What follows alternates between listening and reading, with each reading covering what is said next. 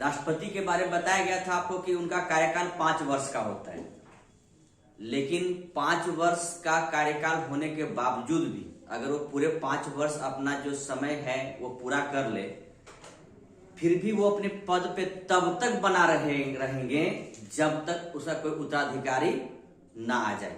ठीक है, ध्यान रखिएगा। अनुच्छेद है, अनुच्छेद उतना याद रखें या ना रखें कोई दिक्कत नहीं है, लेकिन आपको इस बात को याद रखना पड़ेगा कि 5 वर्ष कार्यकाल रहने के बावजूद भी वो अपना जब तक उसका उत्तराधिकारी नहीं आ जाता है तब तक वो अपने पद पे बने रहेंगे। ध्यान रखिएगा, पद पर तब तक बने रहेंगे जब तक उसका उत्तराधिकारी नहीं आ जाते हैं।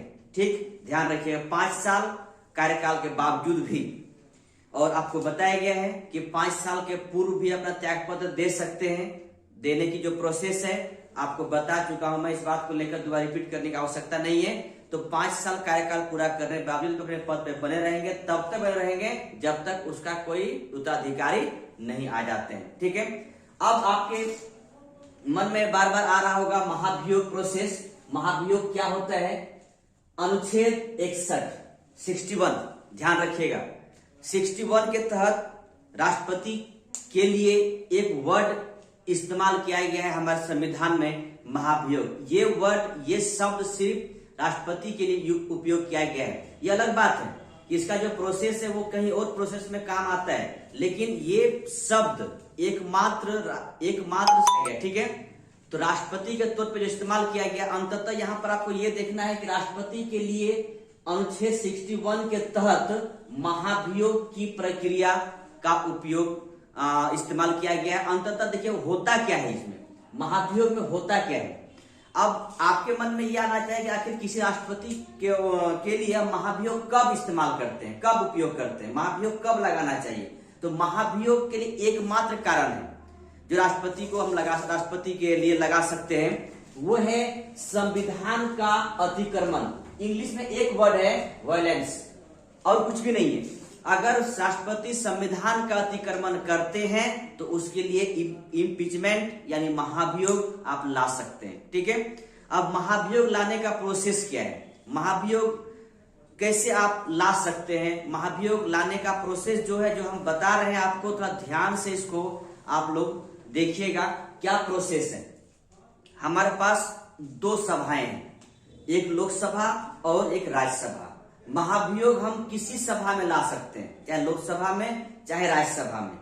लेकिन अगर हम यहाँ पर प्रोसेस से चलते हैं तो ठीक है, आपके पास बोर्ड पर लिखा हुआ है कि संसद की 2 सदनें हैं, राज्यसभा और लोकसभा। ठीक है, अगर हम राज्यसभा में महाभियोग लाने की प्रक्रिया के लिए हम आते हैं तो होगा यूं कि जो ही हम राज्यसभा में लाने, राज्यसभा हो चाहे लोकसभा कहीं भी हो, उसका 25% मेंबर सदस्य हस्ताक्षर, लिखित हस्ताक्षर के तौर पर राष्ट्रपति के पास 14 डेज पहले यानी 14 दिन पहले उनके पास सूचना जाना चाहिए कि हम आपके लिए महाभियोग लाने जा रहे हैं।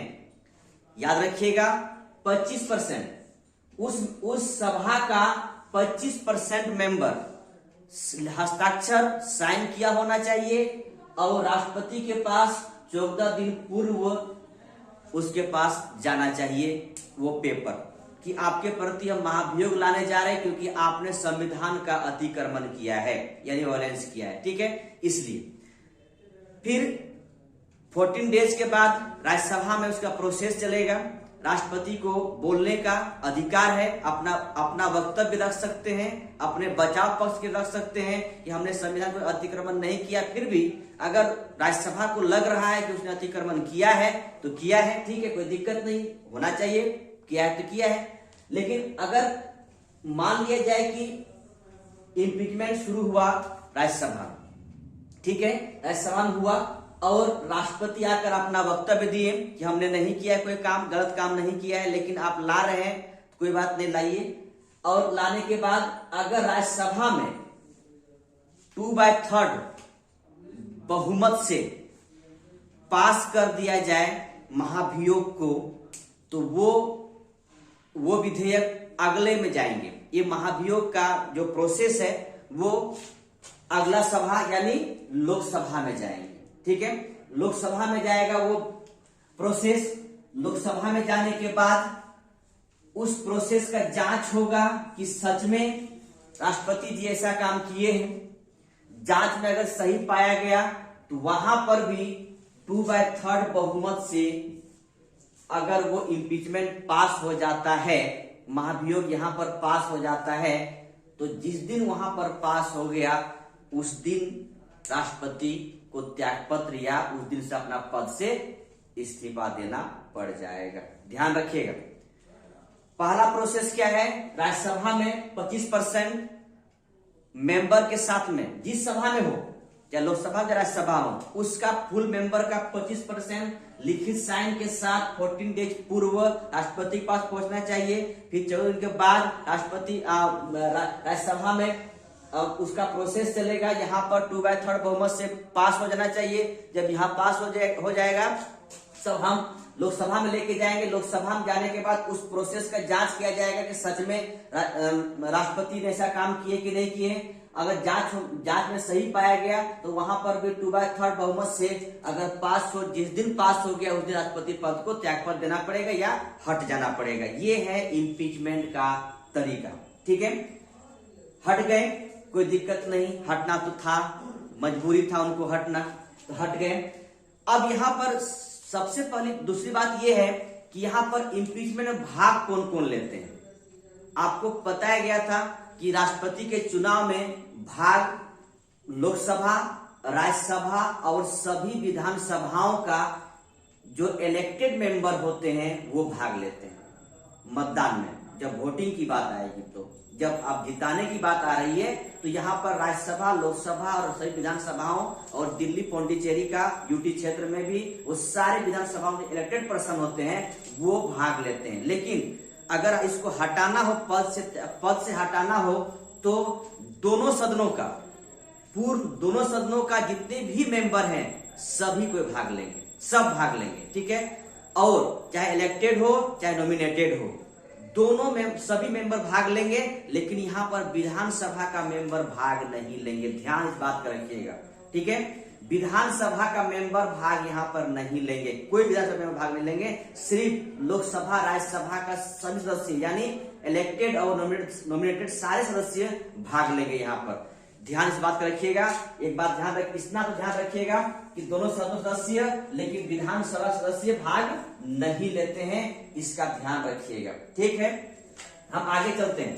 राष्ट्रपति अगर रिक्त हो जाए, पद रिक्त हो जाए, अनुच्छेद 62 के तहत में, अनुच्छेद 62 के तहत में अगर रिक्त हो जाए राष्ट्रपति का पद, सपोज कीजिए कि राष्ट्रपति, जैसे कि राष्ट्रपति जो ही अपना पद ग्रहण किए 2 साल के बाद, किसी कारणवश से 1 साल के बाद या 5 साल के बाद, 5 साल नहीं 4 साल के बाद अपना किसी प्रकार से पद त्याग देते हैं, तो उनके जगह पर कौन जा सकते हैं उस पद की भरने के लिए। आपको पता होना चाहिए राष्ट्रपति का पद, जो कुर्सी 1 भी घंटा खाली नहीं होना चाहिए। यह हमारा संविधान का संवैधानिक स्वरूप है कि वो राष्ट्र प्रमुख है, उनका पद की गरिमा अपनी एक गरिमा है। उस पद की गरिमा को बनाए रखने के लिए 1 भी घंटा, 1 भी क्षण वो पद खाली नहीं होना चाहिए। ठीक है, तो अगर मान लीजिए कि रिक्त हो जाता है, राष्ट्रपति का पद रिक्त होता है, तो उसके जगह पर कौन बैठ सकते हैं 62 के अनुसार।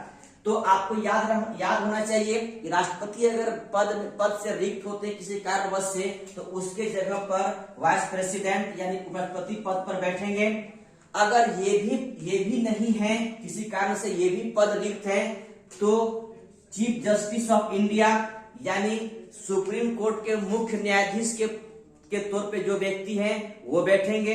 जो जज हैं, सुप्रीम कोर्ट के मुख्य न्यायाधीश जो हैं वो उसके जगह पर बैठेंगे। और अगर ये भी ना हो तो सुप्रीम कोर्ट का जो वरिष्ठतम न्यायाधीश है वो पद पर बैठेंगे, राष्ट्रपति के पद पर। ठीक है, पद पर आसीन होंगे। मैंने क्या बोला कि राष्ट्रपति अगर किसी कारणवश से अपना पद त्याग देते हैं, चाहे दिवालियापन हो गए या काम करने में असमर्थता दिखा दिए या कोई कारण से पद त्याग देते हैं 5 वर्ष से पूर्व, या महाभियोग की बात मैं नहीं कर रहा हूं, किसी कारण से पद त्याग दे तो 5 वर्ष से पूर्व, तो उनके जगह पर वाइस प्रेसिडेंट ये बैठेंगे। अगर ये नहीं है, इस ये भी पद खाली है, तो चीफ जस्टिस ऑफ इंडिया यानी सुप्रीम कोर्ट के मुख्य न्यायाधीश, अगर ये भी पद खाली है तो सुप्रीम कोर्ट का सबसे वरिष्ठतम न्यायाधीश जो होंगे वो राष्ट्रपति के पद पर बैठेंगे। इस तरह एक बार की घटना हुई है। उस घटना के दौर में ये हमारे चीफ जस्टिस हैं एम हिदायतुल्ला, याद कीजिएगा एम हिदायतुल्ला का नाम। एम हिदायतुल्ला साहब एक बार हमारे चीफ जस्टिस जो थे सुप्रीम कोर्ट का, वो राष्ट्रपति के पद पे आसीन हुए हैं। वो डेट है 20 जुलाई से 24 अगस्त 1969 में, 1969। ये डेट याद रखिएगा। एकमात्र चीफ जस्टिस हैं जो राष्ट्रपति के पद पर तैनात हुए हैं, बैठे आसीन हुए हैं। उस पद पर नाम है एम हिदायतुल्ला। इसके बाद ऐसा अभी तक कभी भी कोई राष्ट्रपति तौर पर नहीं आसीन हुए हैं, कोई भी जज, ठीक है, हमारे यहाँ के। कोई जज तो होंगे नहीं, सुप्रीम कोर्ट के जज ही होंगे, ऐसा नहीं हुआ है। अब देखिए यहाँ पर एक प्रोसेस और है कि अगर मान लिया जाए कि कोई राष्ट्रपति अपना पद त्याग देते हैं, त्यागने के बाद वाइस प्रेसिडेंट या फिर सीजेआई अपना राष्ट्रपति के पद पे तैनात होते हैं। जो पद पे तैनात होंगे, तो अगर सपोज कीजिए कि सीजेआई राष्ट्रपति पद पर तैनात हुए, तो ये सीजेआई का काम नहीं करेंगे, चीफ जस्टिस ऑफ इंडिया काम नहीं करेंगे। ये काम किसका करेंगे? राष्ट्रपति के पद पर बैठे हैं तो राष्ट्रपति का काम करेंगे, ना कि सीजेआई का काम करेंगे, यानी चीफ जस्टिस का काम नहीं करेंगे। एक ही काम करेंगे, एक पद एक ही काम होगा, दो काम नहीं होने वाले हैं, ठीक है।